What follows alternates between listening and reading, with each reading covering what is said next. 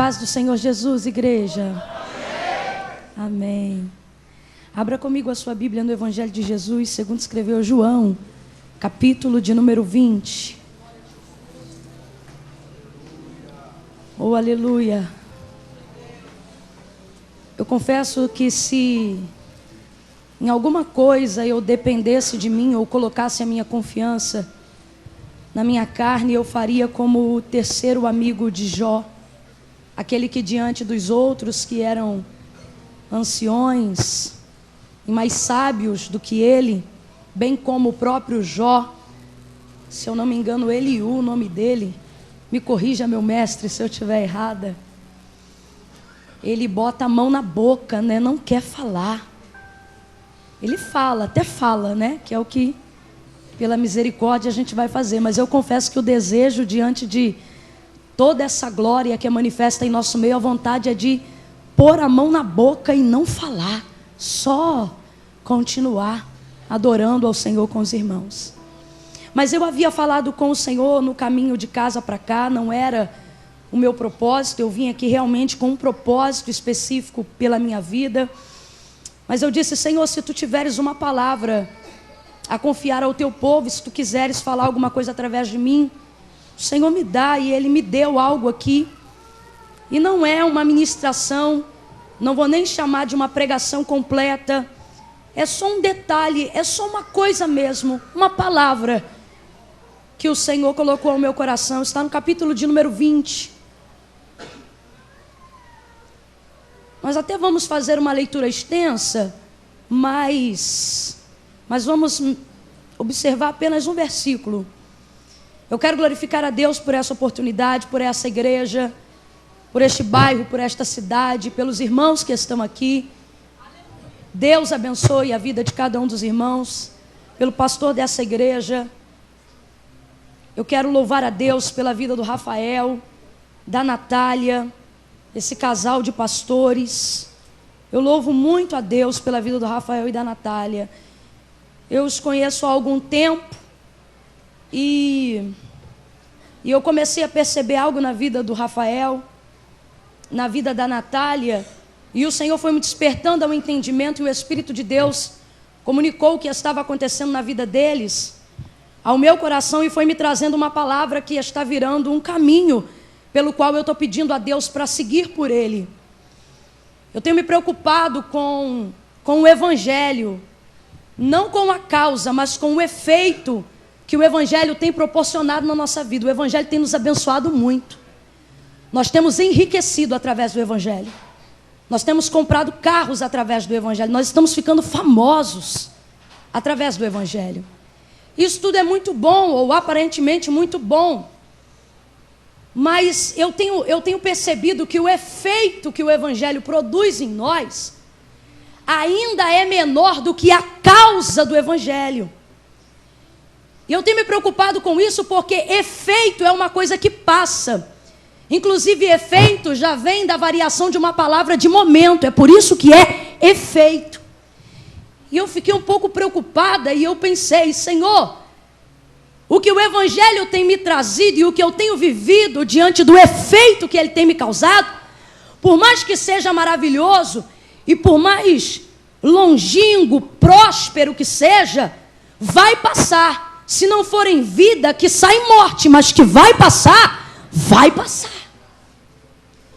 Então eu tenho pedido ao Senhor e tenho insistido com o Espírito Santo que me ajude a orar, e eu só estou compartilhando isso com os irmãos porque eu tenho percebido que o Senhor está nos dando essa direção, para que peçamos ao Senhor, não tem nada a ver com a palavra, mas eu senti de Deus de falar isso aqui, para que possamos pedir ao Senhor que nos dê avidez, nos dê gana, nos dê dinamismo, nos dê ânimo, não para viver o efeito que o Evangelho produz, mas para que vivamos o ardor da causa do Evangelho. Eu olho para os apóstolos e eu vejo que eles conseguiram trazer a repercussão do Evangelho até aqui, graças ao poder de Deus e não por persuasão de palavra humana, como disse Paulo. Mas perceba que esses homens não estavam deslumbrados com o efeito. Perceba que eles estavam envolvidos com a causa. Você não aguenta tomar uma chibatada se você estiver envolvido pelo efeito. Você não aguenta tomar um açoite se você estiver envolvido pelo efeito. Você não aguenta uma prisão, um cárcere, se você estiver envolvido pelo efeito. Você não aguenta a arma de um traficante na sua testa se você estiver envolvido pelo efeito. Você não aguenta uma fofoca se você estiver envolvido pelo efeito. Você não aceita que seu nome esteja envolvido numa calúnia. Sabe por que você não aceita e perde noites de sono? Porque você está envolvido pelo efeito.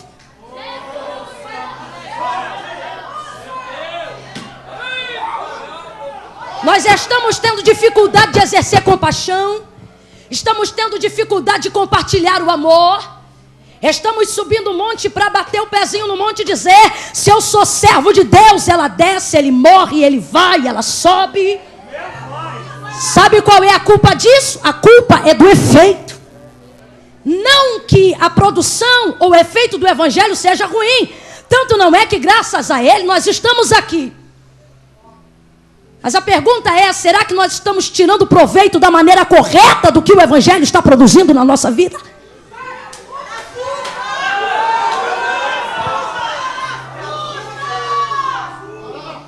E a gente está muito indignado, a gente está muito irado.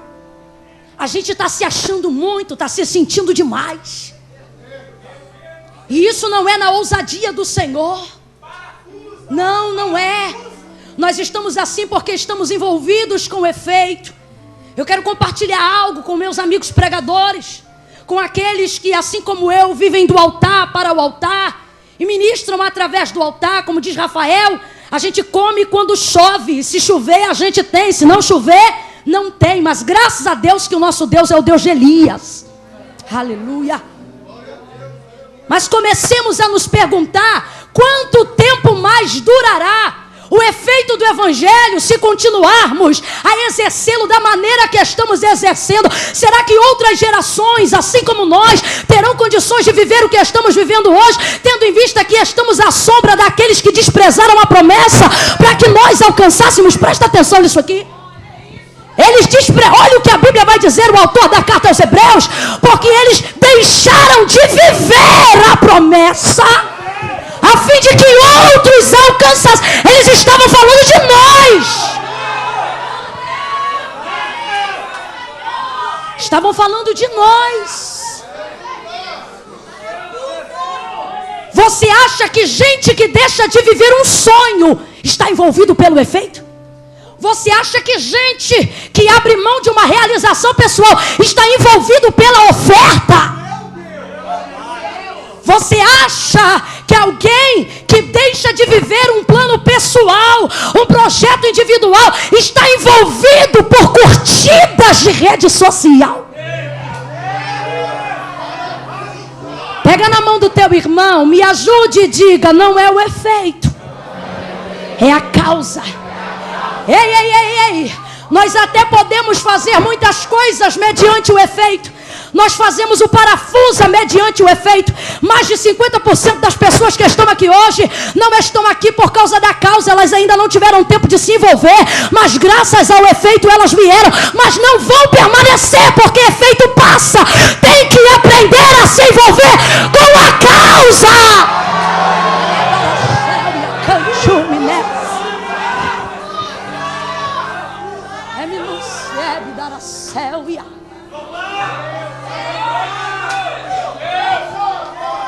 Eu estou pedindo a Deus, e eu quero convidar os irmãos a quem eu estou tendo a oportunidade de adorar junto, de compartilhar do mesmo tempo. Gente, eu tenho um sonho, eu tenho uma vontade de escrever um livro e contar do reino de Deus aqui na terra, da igreja de Deus, de uma maneira fabulosa, utilizando assim alguns argumentos e algumas palavras que é como eu vejo o reino de Deus quando eu estou cultuando na igreja. Por exemplo, quando eu vejo esse irmão cantando, eu me imagino como se eu estivesse não numa cadeira, mas num negócio assim, tipo um mini trono. Não que em mim haja alguma dignidade ou poder para isso, mas é o tamanho do que Deus produz. Não dá para a gente se diminuir diante do que a gente vê. Então eu não consigo me imaginar um miserável. Quando eu olho uma situação dessa, eu vejo Deus me servindo. E quando isso acontece, ele, o outro irmão que trouxe a palavra, o louvor, os nossos amigos aqui, essa gente aqui é humilde demais.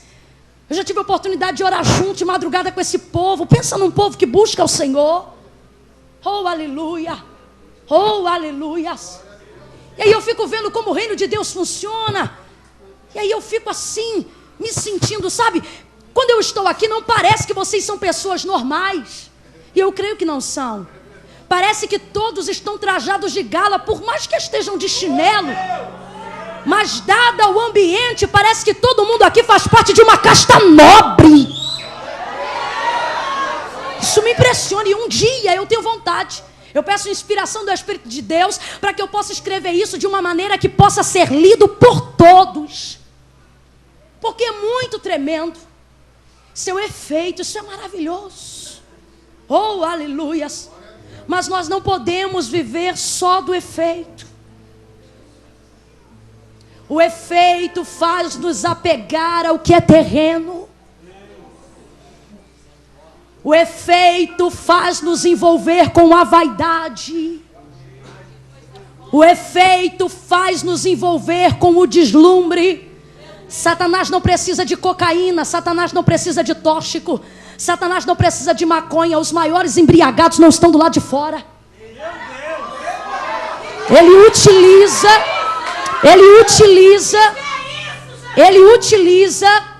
algo muito sutil, e ele não precisa do pó para fazer isso.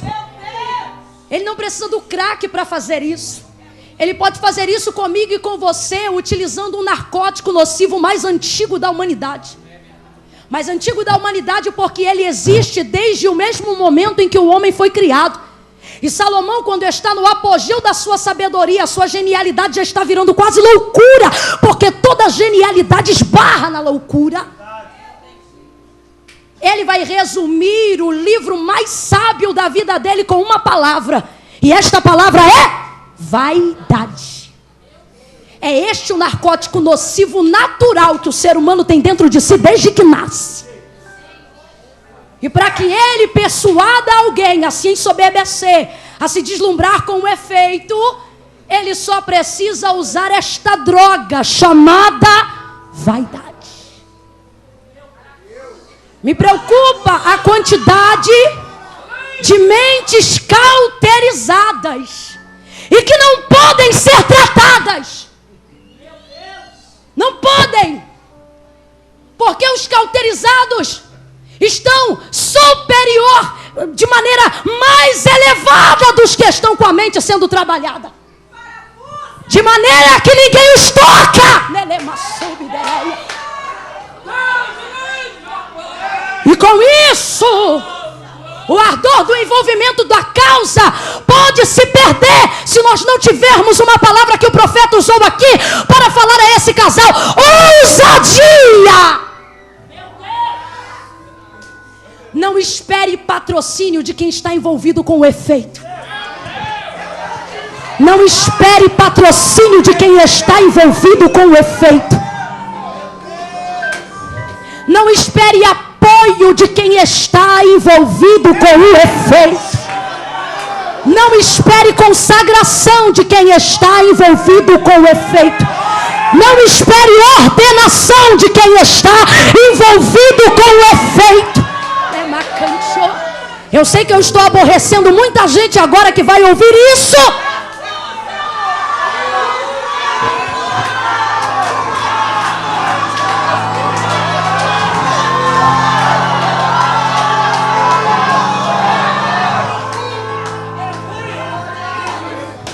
Mas nós, porque a Bíblia diz, e é com muito medo, eu estou literalmente tremendo aqui, com temor e com tremor, que o Espírito de Deus ministre essa palavra sobre a nossa vida. Quer uma oração para estabelecer ela como um altar na sua vida e nunca mais se desvencilhar? Põe a mão na sua cabeça todos os dias e peça ao Senhor: Senhor, se tu não quiser me livrar da morte, nem da morte tu me livra, só não me deixa morrer cauterizado. quero. Não quero. Então preste atenção nisso aqui e eu dou desfecho nesse momento. Que nós possamos entender isso e que esta oração não seja feita aqui e agora somente. Inclusive nós vamos dar um toque hoje aqui e nem vamos orar por isso aqui agora. Sabe por quê? Para que você tenha um exercício quando o efeito do parafuso passar e você chegar em casa. E aí, chegando em casa, quando esse movimento acabar, e quando nós não estivermos mais sendo fortalecidos pelo efeito, estivermos só nós, a coberta, a madrugada e a causa, possamos lembrar, o que é que eu tinha que orar mesmo?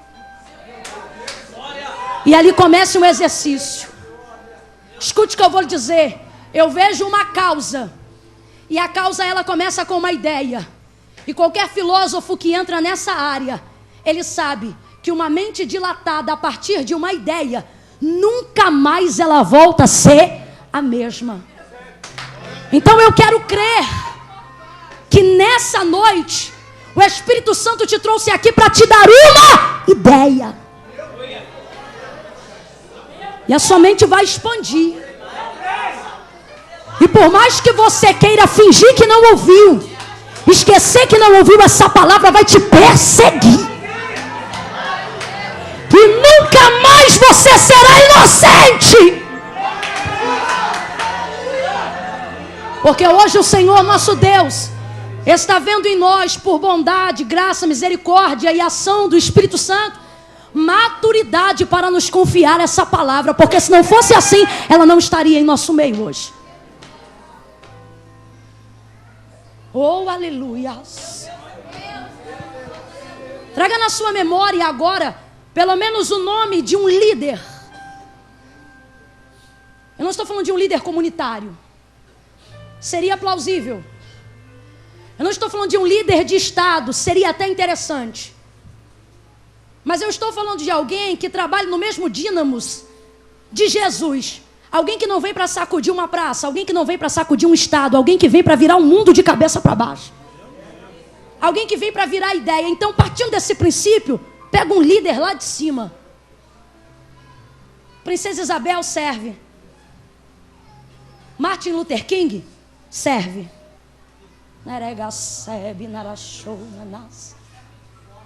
Presta atenção nisso aqui. Comece a pensar na força do Espírito Santo. E quando você começar a pensar e a pedir que Deus te dê a graça e a compreensão que o Espírito Santo tem, você vai começar a entender que na sua vida o efeito pode até balançar uma praça. O efeito pode até mexer com Belfor Roxo. Mas se aqui você sair com uma ideia acerca de uma causa, o mundo é pequeno para você. O mundo é pequeno.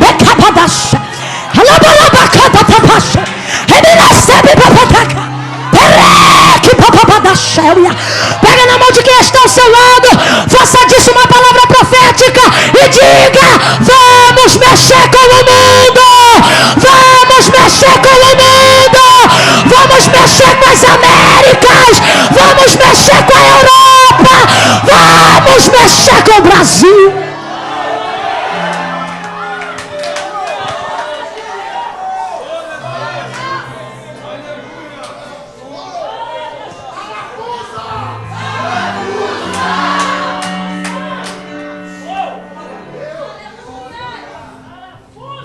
Na carta aos Efésios a gente vê um homem,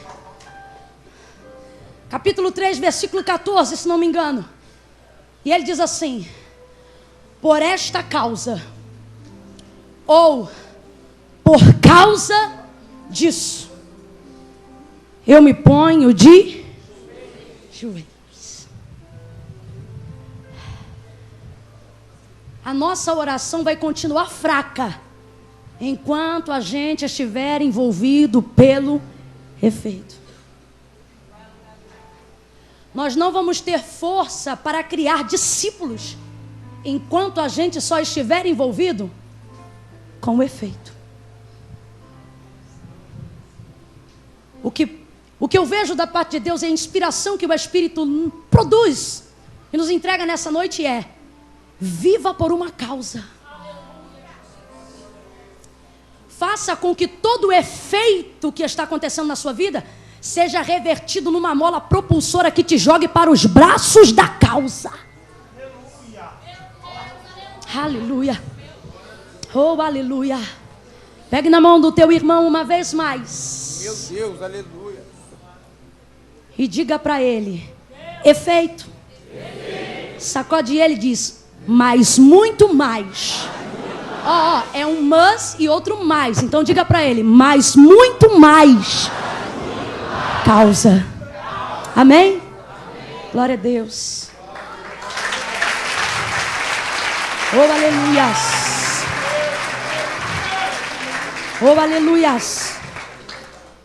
A segunda coisa que Deus colocou em meu coração para essa noite, fique tranquilo que eu não vou usar o mesmo tempo que usei para falar do que acabei de falar. Está onde você abriu, João capítulo de número 20. Diz assim: no primeiro dia da semana, Maria Madalena foi ao sepulcro de madrugada, sendo ainda escuro, e viu que a pedra estava revolvida. Então correu e foi ter com Simão Pedro e com outro discípulo a quem Jesus amava. E disse-lhes: tiraram do sepulcro o Senhor e não sabemos onde o puseram. Saiu, pois, Pedro e o outro discípulo e foram ao sepulcro. Ambos corriam juntos, mas o outro discípulo correu mais depressa do que Pedro e chegou primeiro ao sepulcro. E abaixando-se viu os lençóis de linho, todavia não entrou. Então Simão Pedro, seguindo, chegou e entrou no sepulcro. E ele também viu os lençóis e o lenço que estivera sobre a cabeça de Jesus, e que não estava com os lençóis, mas deixado num lugar à parte.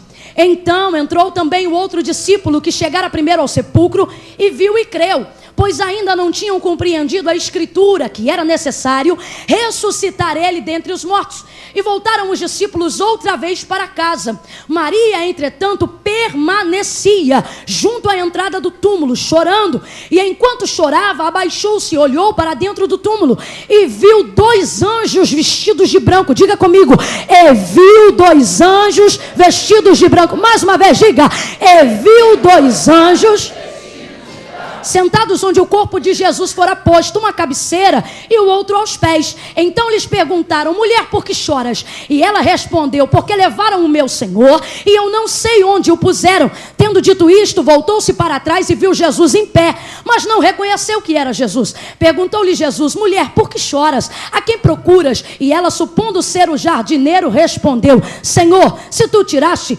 dize-me onde o puseste e eu o levarei. Disse-lhe Jesus: Maria. E ela, voltando-se, lhe disse em hebraico: Rabone, que quer dizer mestre. Recomendou-lhe Jesus: não me detenhas, porque ainda não subi para o meu Pai, mas vá ter com os meus irmãos e dize-lhes: subo para o meu Pai, vosso Pai, para o meu Deus, vosso Deus. Então saiu Maria Madalena, anunciando aos discípulos: vi o Senhor, e contava todas as coisas que ele lhe dissera. E você diz amém? Eu fiz questão de ler 18 versículos, porque nós estamos diante do texto da ressurreição de Jesus. E como falar do texto da ressurreição de Jesus? Apenas um versículo. Vai ver, tem gente aqui nessa noite que nunca ouviu a leitura da ressurreição de Jesus. Então, se você nunca ouviu, desfrute desse privilégio. Nós estamos diante de um dos momentos mais importantes da história da Bíblia Sagrada. Não apenas das Escrituras Sagradas, mas a história da humanidade.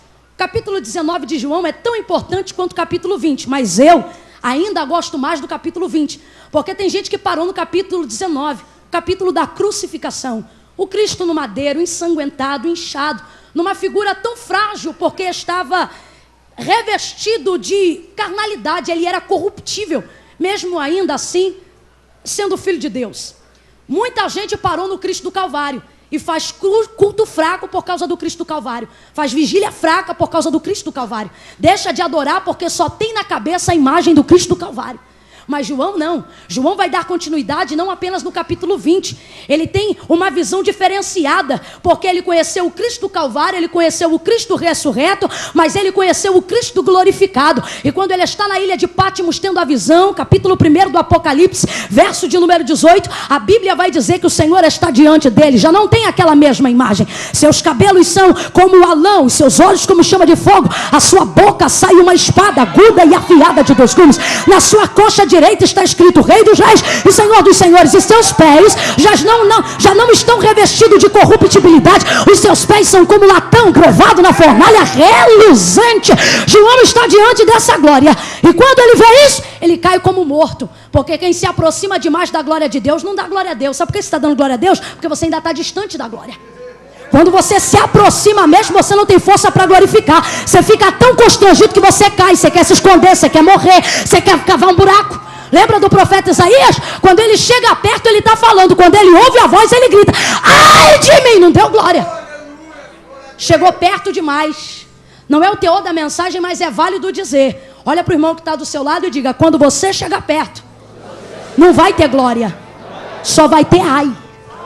Quem ainda assim quer chegar perto? Oh, glória! Então a Bíblia vai dizer que agora Maria Madalena vai começar uma empreitada. Ela vai começar a realizar um projeto. E esse projeto é dar continuidade aos cuidados e aos preparativos do corpo de Jesus. Tem outras pessoas envolvidas no texto. Ela vai com outras mulheres, não vai sozinha. Mas somente o nome dela no texto de João ganha proeminência no texto.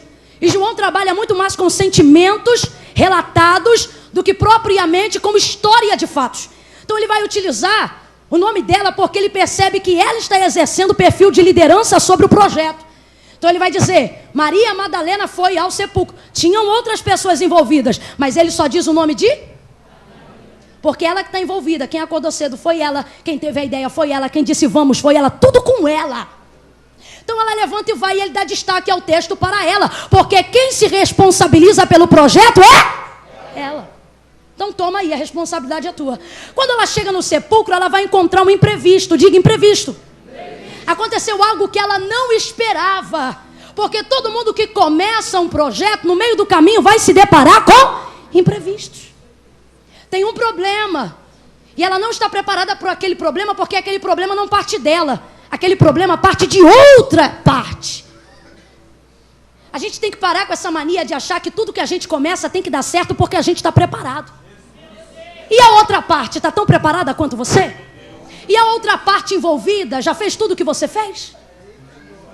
Maria vai e ela chega, e quando ela chega, ela se desespera. Jesus já havia dito que iria ressuscitar dentre os mortos, mas o desespero nos rouba a certeza da promessa. A gente esquece até do que ele falou.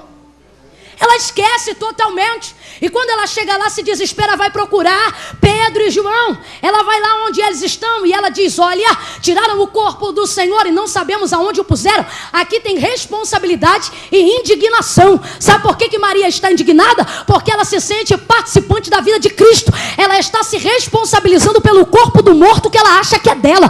Então para ela é um absurdo mexer no corpo do morto e não falar com quem tem parte com ela, com ele. Então ela sai indignada. Diga assim: responsabilidade. Quer ver quem tem responsabilidade dentro de um projeto? Procure o indignado. Está com ele. Ela chega e ela diz: tiraram o corpo do Senhor, não sabemos aonde o puseram. Pedro e João se sentem motivados e vão até o sepulcro. A gente percebe que João tem uma resistência de entrar no sepulcro. Sabe por quê? Sepulcro é o lugar da dor. Há uma série de correntes para acreditar o motivo de João esperar Pedro chegar, a proeminência de Pedro e etc. Mas eu tenho uma comigo, e a que eu trago comigo é que sepulcro é lugar de dor, sepulcro é lugar de ausência, sepulcro é o lugar do meu herói morto, sepulcro é o lugar da minha perca. O sepulcro denuncia o motivo do meu sofrimento. É por isso que eu percebo que João, que não é à toa, era o discípulo a qual mais amava Jesus e vice-versa. Não é à toa que ele vai no ímpeto, pensando aonde está, e quando chega na porta ele não entra. A Bíblia não diz, mas eu sinto que João não entra, porque o sepulcro catuca o lugar da dor. Então ele tem uma certa resistência. Sabe por que eu digo isso? Porque Maria também está presente em todo momento em que Pedro e João estavam presentes, mas ela não entra no sepulcro em momento nenhum. Ela vai identificar que o corpo de Jesus não está dentro do sepulcro, olhando pelo lado de fora. Maria também não entra. Ninguém quer entrar. O Pedro, que é todo errado, tem ousadia. E ele vai e entra, e não é à toa que Jesus volta lá em Pedro depois de ressuscitar e diz: apacenta as minhas ovelhas. Por quê? Porque ninguém entra, mas tu entra.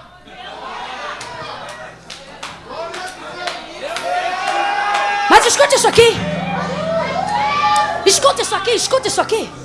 Mas tem uma outra característica que nos chama a atenção. Então a gente percebe que sepulcro é lugar da dor. Sepulcro é o lugar da... E Maria começou a ficar afetada pelo lugar da dor, porque o lugar da dor dela tinha uma pedra removida. E quer ver deixar a gente indignado? É remover a pedra do lugar da nossa dor. Não mexe lá não, deixa lá. Só a gente que mexe. Quando a gente vê alguém mexendo, não mexe lá não. Não toca nesse assunto não, só eu toco nesse assunto. Por favor, não fale isso não, só eu falo desse assunto. Poxa, não mexe ali não, só a gente consegue. É por isso que ela vai motivada, mas quando vem mexido, ou seja, tiraram antes dela chegar, a indignação se apresenta. Isso aqui é um contexto profético, tá, gente?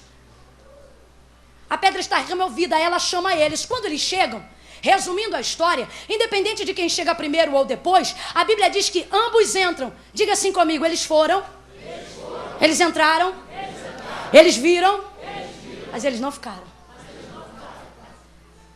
Eu não sei se está certo, mas eu gosto mais desse jeito. Se estiver errado, você me perdoe. Diga, eles vão. Eu gosto do vão. Diga, eles vão. Eles entram.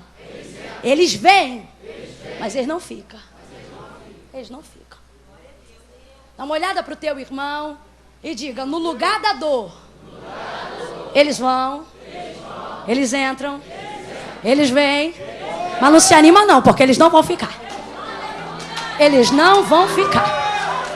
Eles não vão ficar. Não vão ficar. Sabe por que eles não ficam? Há pelo menos 2 motivos e eu entrego eles e devolvo o microfone. O primeiro motivo é porque a motivação de Pedro e João, ao saírem da onde eles estavam para irem ao sepulcro, não era de ajudar Maria. Eles não estão envolvidos com o projeto de Maria. Se eles estivessem envolvidos com o projeto de Maria, eles tinham chegado no sepulcro junto com elas. Perceba, tem coisas que você precisa identificar, que só vai terminar com você quem começou com você. Você precisa identificar.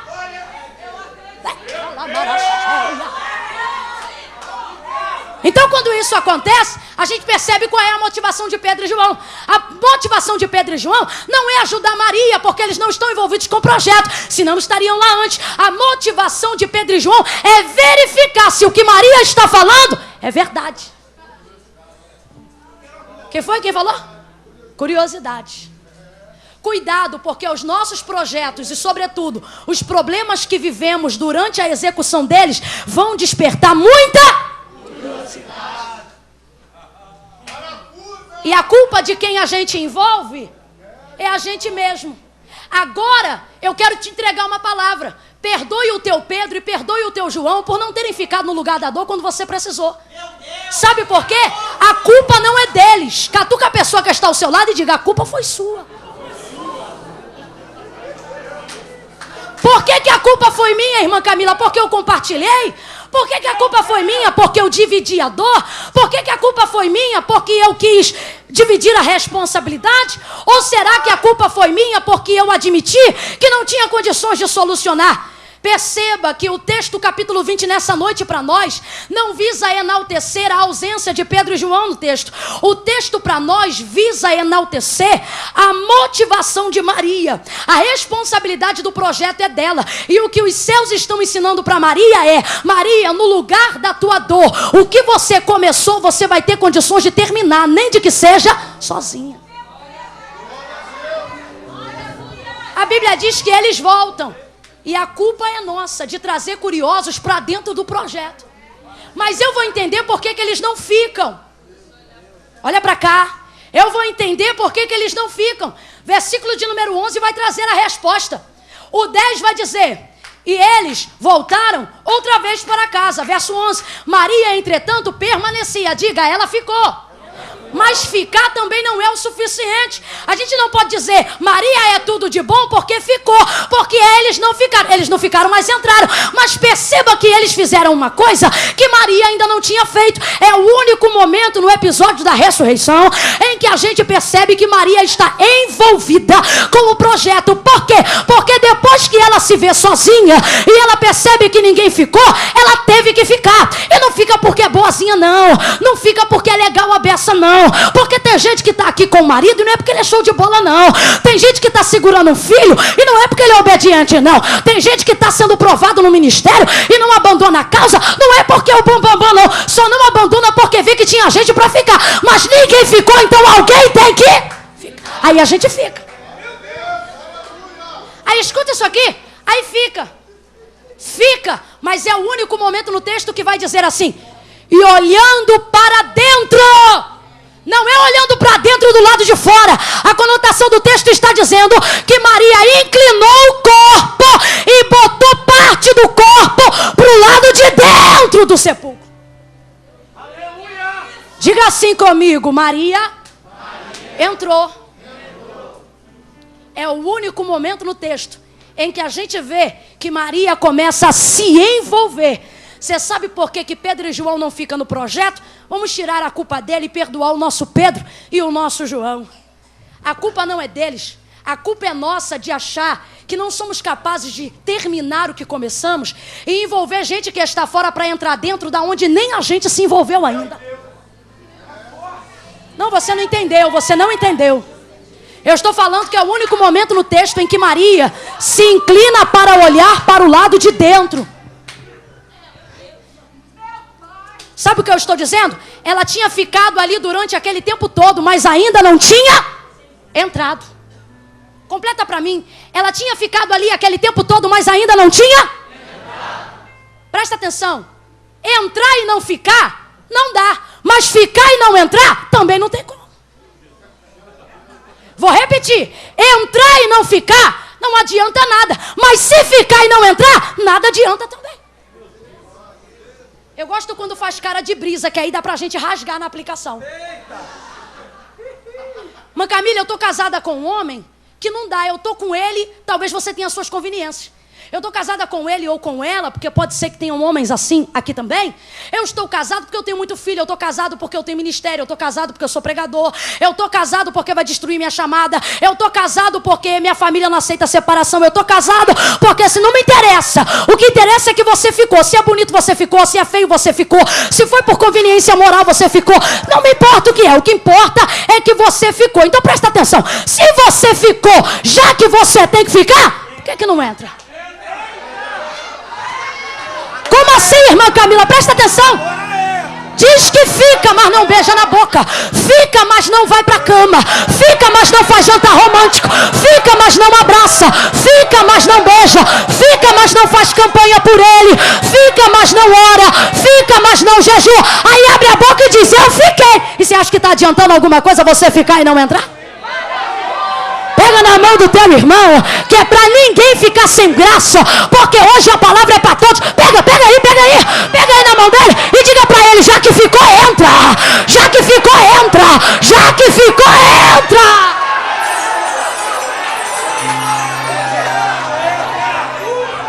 Como assim, irmã Camila? Já que ficou, beija.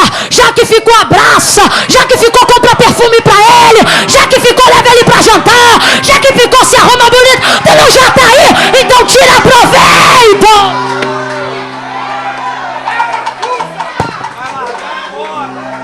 Sabe o que eu acho lindo?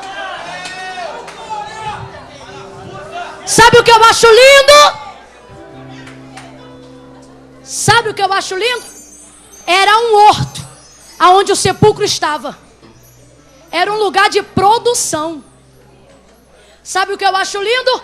Em outras versões vai dizer: e no lugar do sepulcro havia um jardim. Eu gosto ainda mais dessa. Sabe o que é isso? No lugar da minha dor, Deus vai me dar condições de produzir.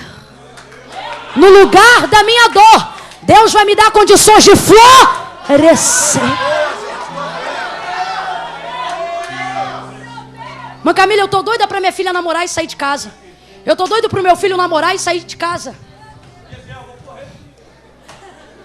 Mas eu não posso fazer isso porque o que é que vão pensar de mim? Irmã, mas essa gravidez não foi desejada. Irmã, mas essa situação eu não me interessa. O que interessa é que você ficou com essa criança, ficou com essa casa, ficou com esse marido, ficou nessa igreja, ficou nesse ministério. Não interessa o porquê. O que interessa é que você ficou. Já que você está com esse filho e não tem jeito de sair, Não bota ele para fora de casa não. Já que tu ficou, entra, vem na consagração, bota o nome dele no cesto e entra no propósito. Sobe o monte, coloca o nome dele no joelho, para de espraguejar ele e entra. Mas Camila, eu tenho uma chamada, Deus me deu um ministério. Mas eu tenho medo de cantar, tenho medo de pregar. Quando dá oportunidade, você fica todo xoxo, raquítico no púlpito. Não vem, não entra, não se envolve, não participa. Irmão, já que você ficou, compra uma Bíblia de estudo.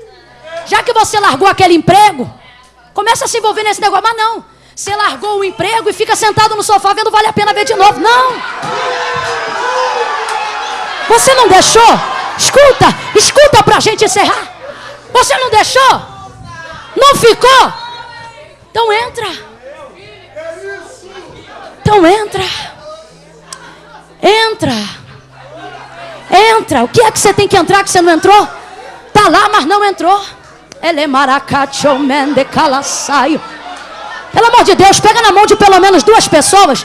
Olha serinho pra ele e diz: entra. Tu já ficou, entra. Tu já ficou, se envolve. Opa, aqui. Vê se tem sentido. Você ficar aqui até 10 para 1 da manhã.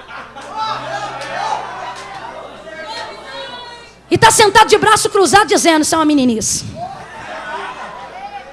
Quando eu chegar hoje, vou mandar inbox para aquele pastor e vou dizer para ele tudo que ele pediu para eu informar para ele sobre o que se passa aqui. Isso ali é meninice, isso aqui é assim, isso aqui é assado. Aí vem, tá num culto desse, tá cheio de problema na vida. A glória de Deus está descendo, o povo está orando. A unção de Deus está se manifestando. Mas não. Fica olhando para o relógio toda hora e dizendo: essa pregadora não vai calar a boca não, já são 10 para o meu irmão. Eu só estou aqui por ética. Me diga o que a tua ética fez por você até agora, desde que você entrou. Pega na mão desse irmão e diga para ele: já que ficou, entra. Já que ficou, parafusa. Já que ficou, parafusa. Já que ficou, da glória. Já que ficou, da aleluia. Já que ficou, solta uma rajada de língua estranha. Já que ficou, dá um pulo dessa cadeira.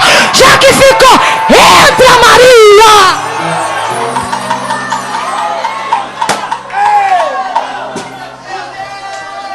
Ela entrou. E quando ela entrou, ela também viu. Senta que é para não ficar cansado, que 1 hora eu devolvo o microfone.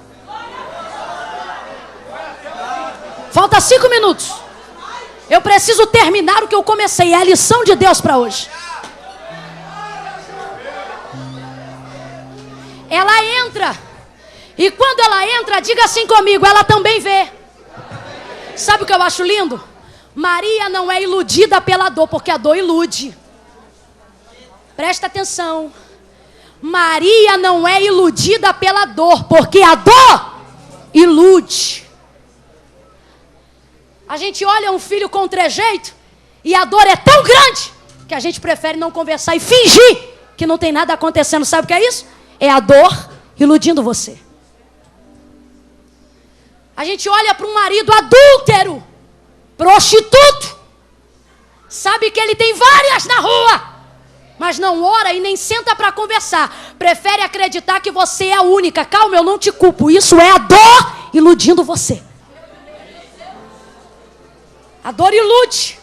Mas o que eu acho lindo é que Maria está chorando. Maria começou algo que ela não sabe terminar. Ela está chorando, mas não está iludida.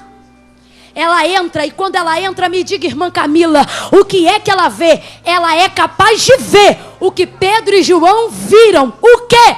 O lugar vazio. Ela não inventa um Cristo e nem um Espírito. Ela olha e vê na cabeceira o lenço e aos pés o lençol. Ela vê que ele não está ali. Presta atenção no que eu vou lhe dizer. Não deixe a dor iludir você. Você não precisa fingir que não está vendo o que quem veio e entrou viu e está dizendo por aí que viu, e você fica fingindo que não viu. Você não precisa disso. Diga: eu vi também. Mas isso não vai roubar de você a capacidade de ver algo que quem entrou não viu. Porque, presta atenção, ela viu o que Pedro e João viram. Mas pergunte para ela: Ou melhor, pergunte para eles se eles viram o que ela viu. Presta atenção. Ela viu o que eles viram, amém? Mas pergunte para Pedro e João se eles viram o que ela viu. A minha dor não vai me impedir de ver além do que as pessoas estão vendo. Eu sou capaz de ver uma traição, mas eu sou capaz de ver uma restauração. A Bíblia diz que quando Maria entrou, ela viu 2 anjos. Quantos anjos? Quantos anjos? Eles não chegaram ali quando Maria chegou.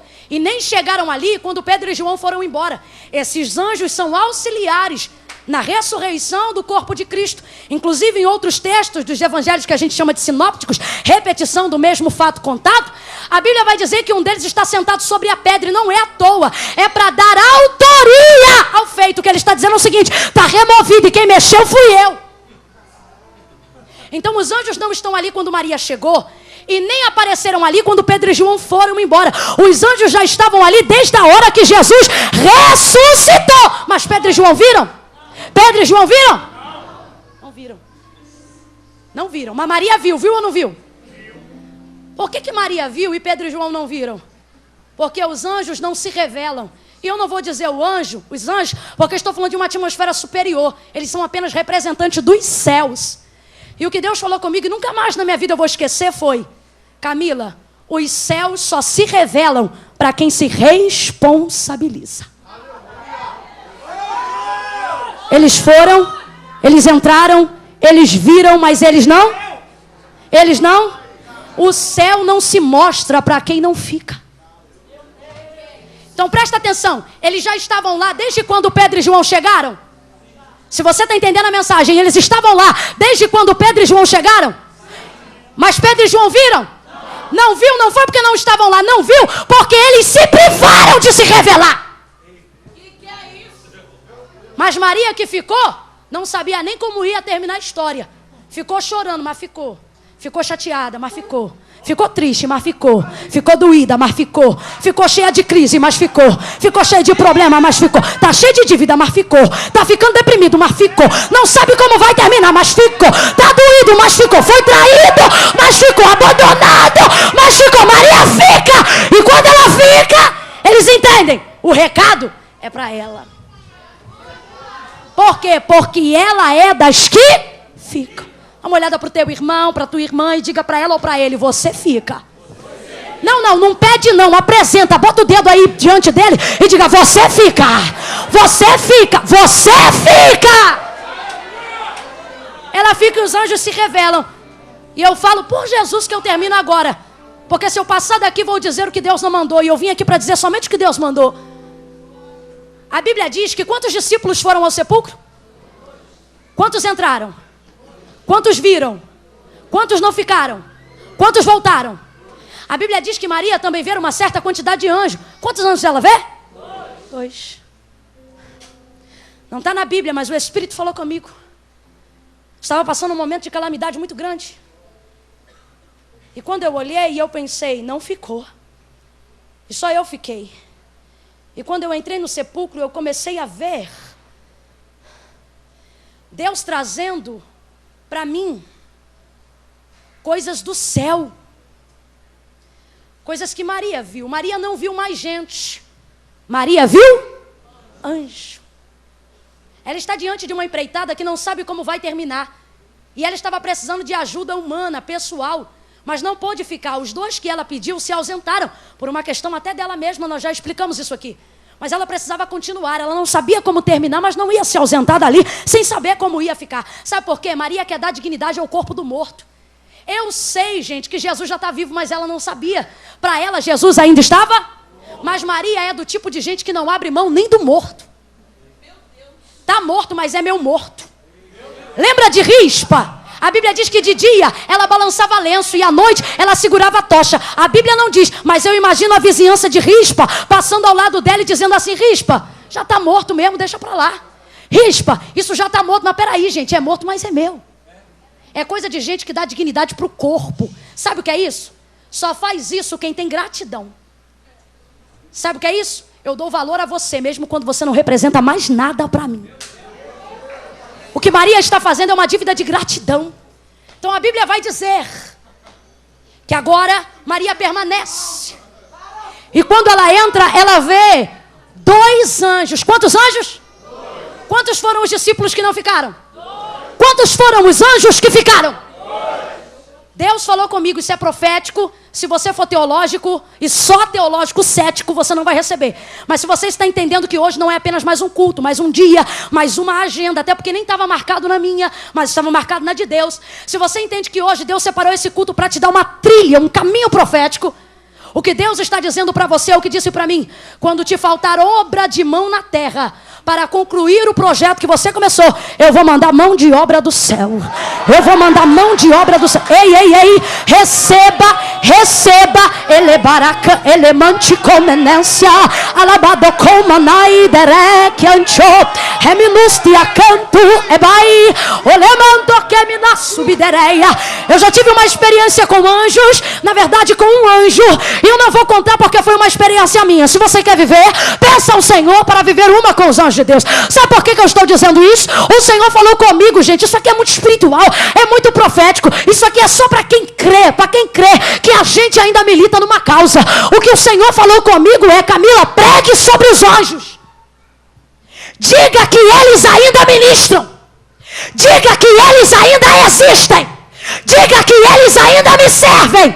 Diga que eles ainda passeiam pela terra. Diga que eles ainda sobem. E diga que eles ainda descem. Nós estamos muito carentes de amiguinho. Eu não estou dizendo que não devemos ter amigos. Graças a Deus eu estou no meio de muitos que Deus tem me dado. Mas se um deles me faltar, não é motivo para depressão. Porque quando faltar gente na terra, é manaquebe da célula.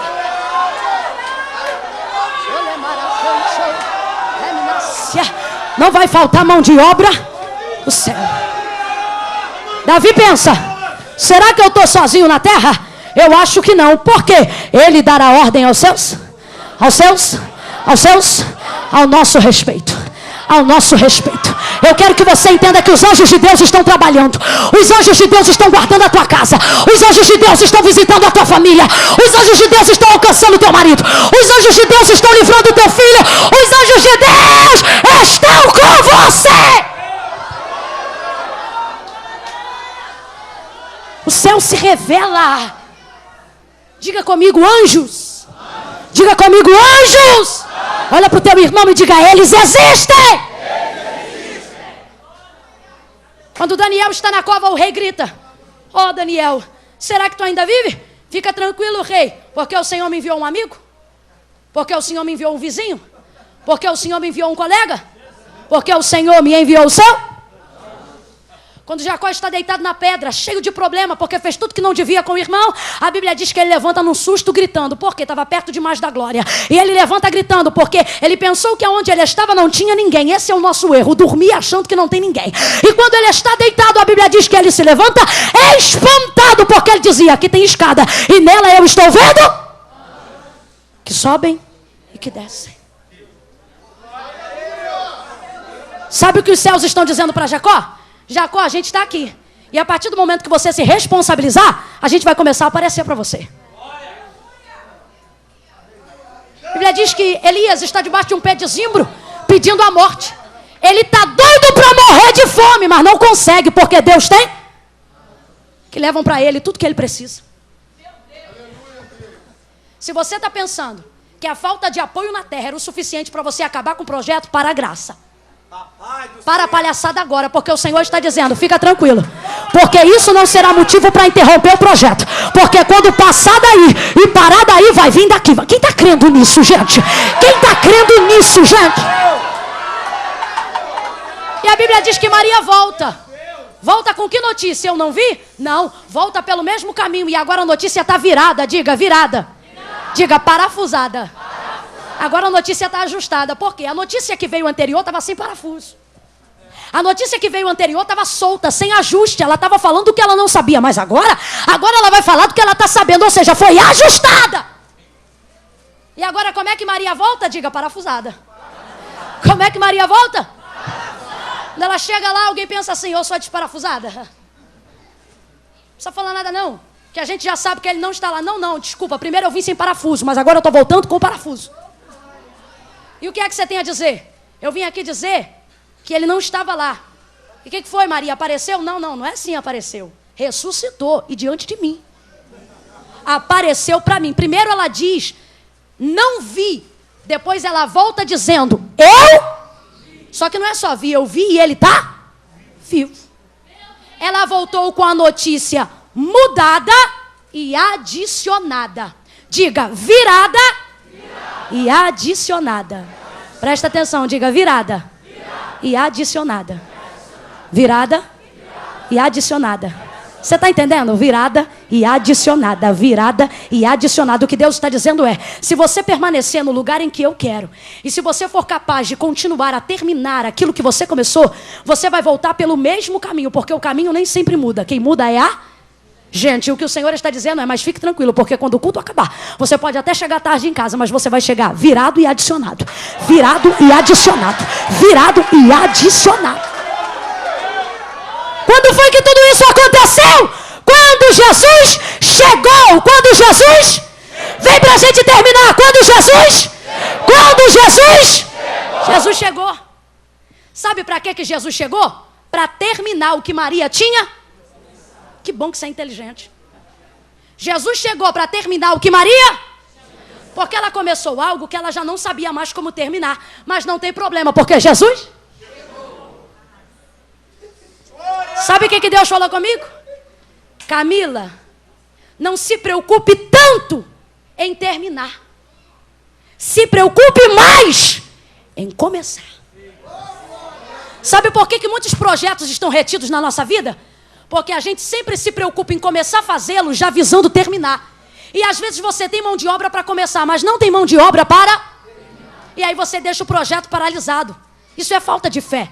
E acerca do reino espiritual, o que o Senhor está dizendo é, não se preocupe em terminar, se preocupe em... Porque o que você começar e não conseguir concluir não tem problema, porque Jesus vai chegar. Jesus vai chegar. Jesus vai chegar. A Bíblia diz que começou um casamento, o vinho acabou no casamento, mas não tem problema, está sem vinho, começaram, não terminaram, mas de repente Jesus! E a festa continuou ou não continuou? Porque eles começaram. E o que o Senhor está dizendo é, começa aí que eu termino aqui. Olha a oração do Pai Nosso. Olha a oração do Pai Nosso. Pai Nosso que está no céu, santificado seja o teu nome. Venha a nós o teu reino. Seja feita a tua vontade. Assim no céu como na terra? Como é que é? Evangelho da graça não é lei. Evangelho da lei, ou mensagem da lei era, eu começo aqui e vocês concluem aí. Isso foi antes de Cristo. Depois de Cristo virou. Dá para quem está ao teu lado uma olhada e diz, virou e adicionou. Virou e adicionou. E agora como é que é, irmã Camila? Assina! Como é no... Abre a mente, o que Jesus está dizendo é, quando vocês entrarem com ousadia no Santo Santo, faz o seguinte, começa um negócio aí que ele liga lá, começa um negócio aí que ele termina lá, dá uma ideia aí que ele conclui lá, começa um projeto aqui que ele termina lá, pega na mão do teu irmão, coloca ele de pé e diga para ele, começa, porque Jesus vai chegar.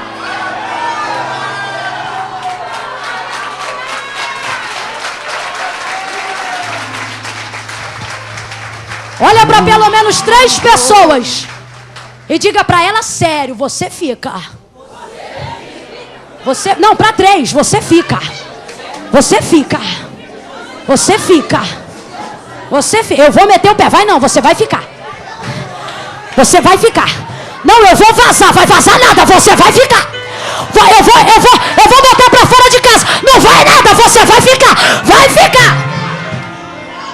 E já que ficou, você vai também entrar. Já que ficou, você vai? Pega na mão do teu irmão e diz, entra logo. Já que ficou, entra. Não, Camila, mas eu tô com medo porque eu comecei algo que eu não sei se vou conseguir terminar. Comecei um casamento que eu não sei se vou conseguir terminar.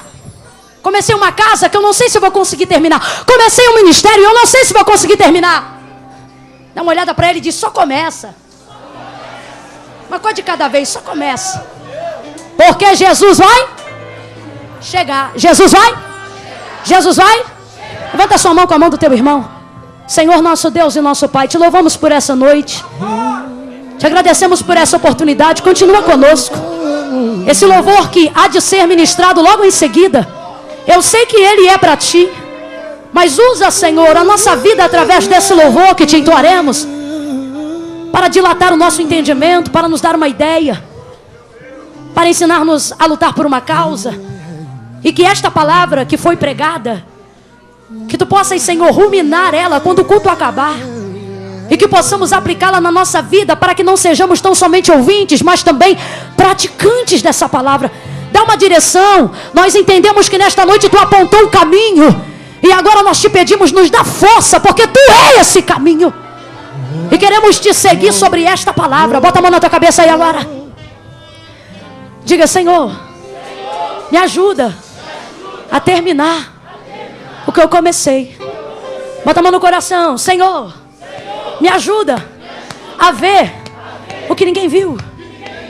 Aleluia. Pegue as suas mãos, levante para o céu e diga: Senhor, Senhor, me ajude a criar, a projetar o que eu comecei. Bota a mão na sua coxa e diga: Senhor, me ajuda a voltar pelo mesmo caminho que eu vim, mas virado e adicionado.